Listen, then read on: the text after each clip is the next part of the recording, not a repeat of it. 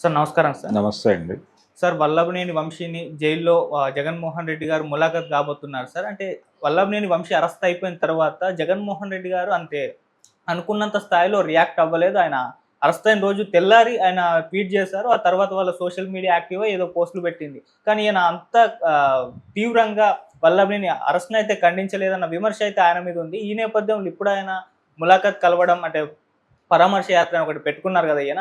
అందులో భాగంగా ఇప్పుడు వెళ్లి కలుస్తున్నారు.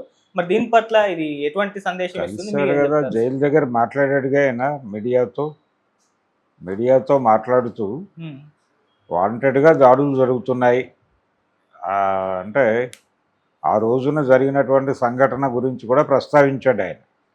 అంటే ఈ సంఘటన, ఈ అరెస్టు దేనికి ప్రతీకారంగా జరుగుతోంది అనేది కూడా మెన్షన్ చేశాడు ఆయన. చాలా స్పష్టంగా ఆ రోజుల్లో పట్టాభి మీద వైఎస్ఆర్సీపీ ప్రభుత్వం వ్యవహరించిన తీరుకి ప్రతీకారంగా ఇప్పుడు వంశీని అరెస్ట్ చేశారు అని చెప్పి చాలా స్పష్టంగా చెబుతూ ఆయన ఆ రోజున పట్టాభి ఏమన్నాడో కూడా చెప్పాడు మీడియాకి మరోసారి పునశ్చరణ. ఆ రోజున పట్టాభి మాట్లాడిన మాటని చెప్పి, ఆ మాట అర్థమేమిటో కూడా చెప్పి, అంటే ఒక రకంగా తెలుగుదేశం పార్టీ చేస్తున్నటువంటి, తెలుగుదేశం పార్టీలోనేమో ఇంటర్నల్గా ఒక ప్రెజర్ ఉంది. మనం అధికారంలోకి వచ్చాం అనే విషయం వాళ్ళకి తెలియాలి. వాళ్ళు మనల్ని ఏ ఇబ్బందులు అయితే పెట్టారో దానికి మనం రియాక్ట్ అవ్వాలి కదా, ఆ రియాక్షన్ కనిపించడం లేదు అని చెప్పి తెలుగుదేశం పార్టీని భుజాన మోస్తున్న మీడియా, అంటే మెయిన్ స్ట్రీమ్ మీడియా, అలాగే సోషల్ మీడియా ప్లాట్ఫామ్స్లో కూడా రకరకాల కామెంట్స్ వినిపించినాయి. సెటైర్లు వేశారు, జోకులు వేశారు, రెచ్చగొట్టే ప్రయత్నాలు చేస్తూ వచ్చారు నిరంతరంగా. ఇప్పటికీ ఆ విమర్శలు నడుస్తున్నాయి. ఇప్పటికీ గన్నవరం ప్రాంతం తెలుగుదేశం నాయకులు చాలామంది మీడియా ముందుకు వచ్చి మాట్లాడుతున్న మాటలు చూస్తే ఇంకా బలమైన కేసులు పెట్టాలి, ఇంకా బలమైనటువంటి అతన్ని ఇప్పట్లో బయటకు రానివ్వకూడదు అన్న టోన్లో మాట్లాడుతున్నారు. అలాగే చాలామంది టార్గెట్ వీళ్ళకి, అంటే నెక్స్ట్ గుడివాడ టార్గెట్టు, తర్వాత రోజా టార్గెట్టు, తర్వాత మచిలీపట్నం ఆయన పేరుని నాని టార్గెట్టు. ఆ రోజున ఎవరైతే తెలుగుదేశం పార్టీని విమర్శించారో వారందరినీ అరెస్ట్ చేయాలి అనేటువంటి ఒక డిమాండ్, వాళ్ళందరి మీద కేసులు పెట్టాలి అనేటువంటి ఒక డిమాండ్ బలంగా ఉంది. కానీ చంద్రబాబు నాయుడుకు తెలుసు దీనివలన జరిగేది ఏమిటి అని. అందుకని కొంచెం సంయమనంతో ఉంటున్నాడు. అలాంటిదేం అక్కర్లేదు, మీరు దూసుకుని వెళ్ళిపోవచ్చు అన్న పద్ధతిలో ఆయనకు భరోసా కల్పించడం కోసం చాలామంది మాట్లాడేస్తున్నారు. ప్రభుత్వ వ్యతిరేకత ఏమీ రాదు దీనివలన, ప్రభుత్వ వ్యతిరేకత పోగుపడదు, ప్రజలు కూడా హర్షిస్తారు, ప్రజలు మనకు అధికారం ఇచ్చింది ఇందుకోసమే అని మాట్లాడుతున్నారు. ఈ పరిస్థితిలో జగన్మోహన్ రెడ్డి నిన్న ఇవన్నీ రెఫర్ చేశాడు. ఆయన ఇవన్నీ రెఫర్ చేసి మాట్లాడుతూ, రేపు మీరు ఎల్లకాలం అధికారంలో ఉండరు కదా, మేము అధికారంలోకి వచ్చినప్పుడు ఇదే మేము చేస్తే, అంటే మేము చేశాం కాబట్టి మీరు చేసి, మీరు చేశారు కాబట్టి మేం చేసి, ఇది ఒక సాంప్రదాయంగా మారిపోయే ప్రమాదం ఉంది అనేది కొంత హింట్ చేశాడు ఆయన. ఈ హింట్ ఈ రోజున ఆయన కొత్తగా మాట్లాడుతున్నది కాదు. ఆయన 2014లో తెలుగుదేశం ప్రభుత్వం నడుస్తున్న రోజుల్లో కూడా ఒకసారి ఈ మాట అన్నాడు.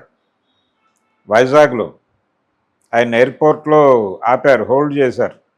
చేసిన సందర్భంగా వైజాగ్ అని నేను అనుకుంటున్నాను, వైజాగ్లోనూ ఎక్కడో ఒక ఎయిర్పోర్ట్లో ఆపారు, గన్నవరమా ఎక్కడో చోట హోల్డ్ చేశారు. ఆయన హోల్డ్ చేసినప్పుడు ఆ అధికారుల మీద చిరాకు పడ్డాడు ఆయన. చిరాకు పడి, మీరు ఎల్లకాలము ఉండరు, మేము అధికారంలోకి వచ్చాక మీ వ్యవహారం చూస్తాము అనే మాట వాడాడు ఆయన ఆ రోజున. ఇది ఒక ధోరణిగా మారిపోయింది. అంటే అసెంబ్లీలో వ్యవహార శైలిలో కూడా ఇది కనిపిస్తోంది. ఈ వ్యవహార శైలి ఎలా ఉంటుందంటే, యువతల వాళ్ళు ఏదైనా క్వశ్చన్ అడిగితే, ఫలానా చోట ఈ ప్రాబ్లం ఉంది, ఎందుకు రెక్టిఫై కావడం లేదు, జనం బాధపడుతున్నారు అంటే, మొన్నటిదాకా మీరే కదా అధికారంలో ఉంది, మీరేం చేశారు ఇప్పుడు అడుగుతున్నారు అంటారు. ఇది కాదు కదా సమస్య, మేము చేయలేకపోయామని మిమ్మల్ని ఎన్నుకున్నారు. మీరు అధికారంలోకి వచ్చిన సంవత్సరం తర్వాత కూడా ఆ ప్రాబ్లం అలాగే ఉంది. దాన్ని పరిష్కరించడానికి మీరు ఏం చేస్తున్నారు అనేది చెప్పాలి. అది సమాధానం. చేయటానికి ఉన్న సమస్యలు ఏమిటో చెప్పాలి. అప్పుడు మీరెందుకు ప్రయత్నించలేదు అనేది అసలు ఇష్యూ కాదు అది. కానీ అదే మాట్లాడుతున్నారు. దాంతో అవతల వాళ్ళు అరుస్తారు,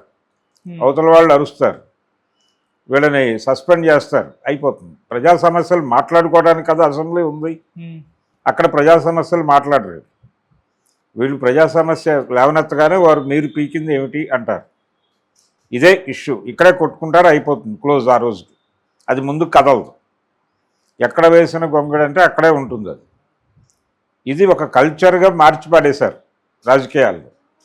ఇప్పుడు మేము అధికారంలోకి వస్తే మిమ్మల్ని అరెస్ట్ చేస్తాం, మీరు అధికారంలోకి వస్తే మమ్మల్ని అరెస్ట్ చేస్తారా లేదా అనేది వేరే గొడవ అన్న పద్ధతిలో నడుస్తోంది. ఈ అరెస్టుల నుంచి తప్పించుకోవడానికి అధికారం మారగానే ఇమ్మీడియట్గా వీళ్ళందరూ అటు ఫ్లోట్ అయిపోతున్నారు అవతల పార్టీలోకి. అరెస్టుల నుంచి తప్పించుకోవడానికి మాత్రమే వెళ్ళిపోయి ముందు అక్కడికి చేరిపోతే ఇంట్లో ఉంటాం సేఫ్గా అనే ఉద్దేశంతో వెళ్ళిపోతున్నారు. ఈ ప్రమోషన్ కూడా, ఈ ఆపరేషన్ ఆకర్ష్ అనేది కూడా కేసుల రూపంలో జరుగుతున్న ప్రోగ్రామే. రాజకీయ వ్యవస్థ పూర్తి స్థాయిలో భ్రష్టు పట్టిపోవడానికి కారణం అన్ని రాజకీయ పార్టీల కంట్రిబ్యూషన్ ఉంది దీనిలో. వీళ్ళు ఎక్కువ చేశారు, వాళ్ళు తక్కువ చేశారు అనేది కాదు. ఇప్పుడు పర్టికులర్గా ఎక్కువ చూస్తున్నాం. ఎందుకు ఎక్కువ చూస్తున్నాం అంటే, గతంలో ఒక జాతీయ పార్టీ, ఒక ప్రాంతీయ పార్టీ ఉండేది ఇక్కడ. ఈ ప్రాంతీయ పార్టీకి జాతీయ పార్టీకి మధ్య ఘర్షణలు, వాళ్ళు అక్కడ అధికారంలో ఉండేవాళ్ళు, ఇక్కడ ఉండేవాళ్ళు కాదు. ఇక్కడ ఉంటే ఓకే, లేకపోతే కనుక అక్కడ ఉండి ఇక్కడ లేక ఉండేవాళ్ళు. అప్పుడు ఇక్కడ ప్రాంతీయ పార్టీ అధికారంలో ఉంటే ఇష్యూ బేస్డ్గా ఏదో ఫైట్ జరిగేది. ఇప్పుడు అది వెళ్ళిపోయింది. కారణం ఏంటి? రెండు ప్రాంతీయ పార్టీలు ఎమర్జ్ అయి ఉన్నాయి ఏపీలో, తెలుగుదేశం, వైఎస్ఆర్సీపీ. ఇది పరస్పర యుద్ధంగానే మారిపోయింది. ఈ పరస్పర యుద్ధం అనేది ప్రతి చిన్న విషయం పట్టుకుని కూడా యుద్ధం చేస్తున్నారు. వల్లభనేని వంశీ అరెస్టు అనేది ఇప్పుడు కీలకంగా పట్టించుకుని క్యాడర్కి సపోర్టుగా నేనున్నాను అనే విషయం చెప్పడం కోసం ప్రభుత్వం ఇది కక్ష సాధింపు చర్యల్లో భాగంగా చేస్తోంది అనే విషయం ప్రజలకు తెలియజేయటం కోసం, అలాగే ఆ రోజున పట్టాభి మీద జరిగినటువంటి అరెస్టు నేపథ్యంలోనే ఇది జరిగింది, దానికి ప్రతీకారంగానే జరిగింది. ఆ రోజున అతను వ్యవహరించిన తీరు, అతను మాట్లాడిన మాటలు, వాటి అర్థాలు ఆ రేంజ్లో వంశీ ఎప్పుడూ మాట్లాడలేదు. ఆ మాట్లాడినందుకు గాను ఆ రోజున దాడి జరిగింది. ఆయన అన్న మాట ఓపెన్గా చెప్పాడు మైకుల ముందు. ఆయన చెప్పాడు కానీ మనం చెప్పడం ఇబ్బంది. ఆ లెవెల్లో జరిగింది కాబట్టి ఆ దాడి జరిగింది. ఆ దాడి జరగటము అనే దాన్ని సమర్థించాడు ఆయన జగన్మోహన్ రెడ్డి గారు. ఆ రోజున గన్నవరం తెలుగుదేశం పార్టీ కార్యాలయం మీద జరిగిన దాడి సమంజసమైన దాడే, దానిలో ఏమాత్రమూ తప్పు లేదు. ఆ దాడి జరగటానికి పట్టాభి మాట్లాడిన భాష కారణము, వాళ్ళ వైఖరి కారణము, వాళ్ళ సభ్యత కారణము. కనుక దానికి కక్ష సాధింపుగా ఇతన్ని అరెస్ట్ చేయడం అనేది తప్పు. ఇది అన్ని విధాలుగా తెలుగుదేశం పార్టీ పతనము అని చెప్తున్నాడు ఆయన. అది వాస్తవమే, దాంతో ఎవరు విభేదించాల్సిన అవసరం లేదు. కానీ ఈ కల్చర్ కొనసాగితే, కింది నుంచి డిమాండ్ ఉంది కాబట్టి నేను అందరినీ అరెస్ట్ చేస్తాను అంటే, రెండు పార్టీలు కలిసి ఒక నిర్ణయానికి వచ్చేయడం బెటర్. మనం గతంలో కూడా అనుకున్నాం ఇది. అంటే 2 జైళ్ళు నిర్మించాలి. ఇప్పుడు ఉన్నటువంటి జైళ్ళు కాకుండా అమరావతిలోనే 2 జైళ్ళు నిర్మించి, ఒక జైలుకి వైఎస్ఆర్సీపీ పేరు పెట్టి, ఇంకో జైలుకి తెలుగుదేశం జైలు అని పేరు పెట్టేస్తే, వీళ్ళు అధికారంలో ఉన్నప్పుడు వాళ్ళు ఆ జైల్లోకి వెళ్ళిపోతారు. వీళ్ళు నేమ్ ప్లేట్లతో సహా రూమ్స్ పెట్టచ్చు అక్కడ. వీళ్ళు వెళ్ళిపోయి ఆ జైల్లో పడుకుంటారు. వాళ్ళు అధికారంలోకి వస్తే వీళ్ళ జైల్లోకి వెళ్ళిపోయి పడుకుంటారు స్వచ్ఛందముగా. ఇంకా నో ఇష్యూస్. బయట నుంచి ఆంధ్రజ్యోతి పేపర్లో చంద్రబాబు గారు అధికారంలోకి వచ్చి ఇంతకాలం అయింది, వాళ్ళని ఇంకా అరెస్ట్ చేయలేదు ఏంటి అని వ్యాసాలు రాయక్కర్లేదు. మొదటి రోజే అసలు లిస్ట్ కూడా అక్కర్లేదు, టోటల్ వైఎస్ఆర్సీపీ వెళ్ళిపోయి జైల్లో ఉంటుంది. వాళ్ళు గెలిస్తే మీరు కూడా స్వచ్ఛందంగా వెళ్ళిపోయి అందులో ఉండండి. ఈ పరిస్థితి తెచ్చుకుంటున్నారండి. ఇలా రెడిక్యూల్ చేసి జనాలు మాట్లాడుకునే పరిస్థితి కల్పిస్తున్నారు. దీన్ని దృష్టిలో పెట్టుకుని వ్యవహరించాలి చంద్రబాబు. కింద నుంచి డిమాండ్ ఉంది కాబట్టి నేను అరెస్టులు చేస్తాను అంటే ఎలాగా? నువ్వు ఒక కల్చర్ని ప్రమోట్ చేయి. వాళ్ళు అరెస్ట్ చేశారు కాబట్టి మేము చెయ్యాలి అని రూల్ ఏం లేదు, మేము చెయ్యం, ఇది మా పద్ధతి కాదని చెప్పొచ్చు కదా. జనం కాదనరు కదా. ఆంధ్రజ్యోతిలో రాశారనో లేకపోతే మరో చోట రాశారనో ఎందుకు వచ్చిన గొడవ నీకు అది? అందుకని ఈ ప్రెజర్ మీద యాక్ట్ చేస్తున్నారు. అది కూడా నేను లైటర్ వెన్లోనే పెడుతున్నాను అని చెప్తున్నాడు ఆయన. ఇది ఇక్కడితో ఆగుతుందని అనుకోలేము. ఇది దూకుడుగా కొనసాగచ్చు. దూకుడుగా కొనసాగి ఆల్రెడీ మొదలైంది, ఆట మొదలైందని మాట్లాడుతున్నారు. ఈ ఆట మొదలైంది అని మాట్లాడటం అనేది ఇండికేషన్. ఇదొక ఇండికేషను. వాళ్ళు కూడా హ్యాపీగానే ఉన్నారు. ఇదేదో జరిగితే బాగానే ఉంటుంది. ఒక ఇష్యూ ఉంటుంది వాళ్ళకి మార్కెట్లో మాట్లాడటానికి. అవతల వాళ్ళకి ఇష్యూ లేకుండా చేయటం అనేది నీ ప్రోగ్రాం కావాలి. అవతల ప్రతిపక్షం రోడ్డు మీదకి వచ్చి గొడవ చేయడానికి ఇష్యూ లేకుండా చేయగలిగితే వచ్చే ఎన్నికల్లో నువ్వు గెలవగలుగుతావు.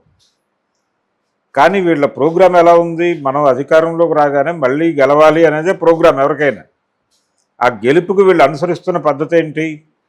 ప్రజల మద్దతు తమకే ఉండేలాగా చూసుకోవడం కాదు, అవతల పార్టీని చంపేయటం ద్వారా మనం గెలవాలనుకోవడం. అది రెండు పార్టీలు చేసినాయి ఆ పని. జగన్మోహన్ రెడ్డి గారు చేసింది అదే, వీరు చేసింది అది. వీరే ఒక రకంగా వారికి గురువు. చంద్రబాబే గురువు అన్ని విధాలుగా. మార్కెట్ ఎకానమీలో పరిపాలన ఎలా నడపాలి అనడానికి కూడా వైఎస్ రాజశేఖర రెడ్డికి కూడా చంద్రబాబే గురువు. అందుకని ఈ జరుగుతున్న పద్ధతి మీద ప్రజలు రియాక్ట్ అవ్వాలి. ప్రజలు రియాక్ట్ అయ్యి పౌర సమాజం స్పందించి ఏమిటి గొడవలు, ఏమిటి అరెస్టులు, నువ్వు పరిపాలన మీద దృష్టి పెట్టు. నువ్వు సూపర్ 6 అని హామీలు ఇచ్చావు, అవి అమలు కావడం లేదు. అనేక ఇతర సమస్యలు ఉన్నాయి అక్కడ. అలాగే ఆ రోజున రోడ్లు బాగాలేవు అని చెప్పి గొడవ చేశారు. ఇప్పుడు వాటి పరిస్థితి ఏంటి? ఆ రోజున విమర్శలు ఏ ఏరియాల్లో చేశారు మీరు, అవి జరుగుతున్నటువంటి పరిస్థితి ఏమిటి అనే దాని మీద పౌర సమాజం రియాక్ట్ అయితే తప్ప వీళ్ళిద్దరూ ఆగరు. పౌర సమాజం ఎందుకు నిద్రపోతుందంటే ప్రజా సంఘాలు యాక్టివ్గా లేవు. ఎవరి పనుల్లో వాళ్ళు ఉన్నారు, ఎవరి ప్రోగ్రాంలో వాళ్ళు ఉన్నారు. ప్రజల ప్రోగ్రాంలో ఎవరు లేరు. ఇప్పుడు కమ్యూనిస్ట్ పార్టీలు, వాటి ప్రజా సంఘాలు అవి కదా రోడ్డు మీదకి వచ్చి మాట్లాడాల్సింది. వాళ్ళు ఎఫెక్టివ్గా మాట్లాడట్లేదు. మాట్లాడినా మీడియా పట్టించుకోవట్లేదు, మీడియా ప్రొజెక్ట్ చేయట్లేదు. ఇంత గందరగోళం నడుస్తోంది. Media in total controlled by ఈ రెండు పార్టీలే. ఈ పరిస్థితి దాపురించిన సందర్భంగా మిగిలిన వాళ్ళ ఆటే కాదు అన్న అలాగా రాజకీయం నడుస్తోంది అక్కడ. అందుకని పౌర సమాజం రియాక్ట్ కావాలి, ప్రజా సంఘాలు రియాక్ట్ కావాలి. ఈ రెండు పార్టీల మధ్య ప్యారలల్గా ఒక కంట్రోలింగ్ స్ట్రక్చర్ని నిర్మించాలి. రెండు ప్రాంతీయ పార్టీలు ఉన్న చోట ఎక్కడైనా ఇది జరగాలి. ఇది జరిగితేనే అవి కంట్రోల్లో ఉంటాయి. లేకపోతే మేము అరెస్ట్ అయితే మేము నిర్మించిన మీ జైల్లోకి వెళ్ళిపోండి, లేకపోతే మీరు నిర్మించిన మా జైల్లోకి మేము వెళ్ళిపోతాం అనే పరిస్థితికి వెళ్తున్నారు. అందుకని ఈ గొడవంతా లేకుండా నేనేం చెప్తానంటే 2 జైళ్ళు కట్టేసుకోండి ముందే. అది అమరావతిలోనే కట్టుకోండి. ఎందుకంటే ఇందులో కొంతమంది ఎమ్మెల్యేలు కూడా ఉంటారు.